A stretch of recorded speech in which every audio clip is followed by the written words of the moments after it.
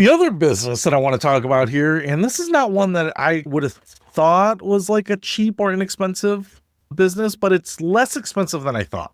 Less expensive than I thought. So a buddy of mine has a couple of girls, and they're about a year apart. And as they were growing up, they were starting to throw birthdays in their backyard for them. And instead of renting one of those inflatable bouncy houses, he bought one. Now, it was a pretty simple one. It's just like a square. It kind of looks like a little castle. And you hook up one of those, they look like those industrial floor blowers, like floor fans, and you plug it in and it just blows air into it and keeps it inflated. And I remember going to like her birthday and I was like, oh man, hey, you got a bouncy house. Did you rent that? And he's, no, we just bought it. And I think his comment at the time was, it's actually cheaper to buy than it is to rent. And we figured we'll use it more. The girls in the summer just want to bust it out. They know how to turn it on. They want to have friends over. So we've gotten our money's worth out of it. I thought that was great. Fast forward a few years, and turns out that not only did his girls grow out of it, but some of his friends were like, hey, can we borrow that bouncy house? Sure, yes, you absolutely can. Here's how to set it up, work it. But then other people would ask, like, where did you get that bouncy house? And they said, oh, my friend has it. And they called him, and how much do you rent this for? And he's $400 for the day or whatever it is. I can't remember, but it's a crazy amount. And we'll come set it up, show you how to turn it on, turn it off. I'll come collect it the next day.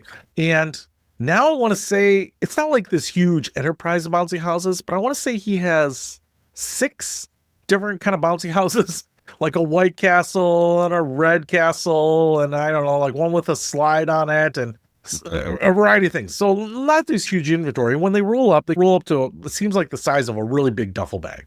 But he just has a website up. He sometimes his girls, or sometimes he hires a guy, or he'll do it where he'll take the bouncy house, kind of just unroll it, show them how to turn on the compressor, the fan when they're ready to do it, and makes money on these bouncy houses.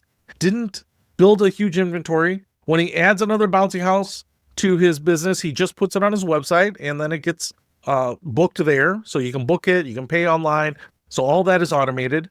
I think he even said that he buys the bouncy houses used when he can find it. So if you can find a really good deals on a bouncy house, like for $100 or something, that's what he does. There are 5 businesses that blow my mind in some ways, from the uber simple to the ones that I wouldn't have really thought about, that are making people money and don't cost a lot of money to get into. So lawn mowing.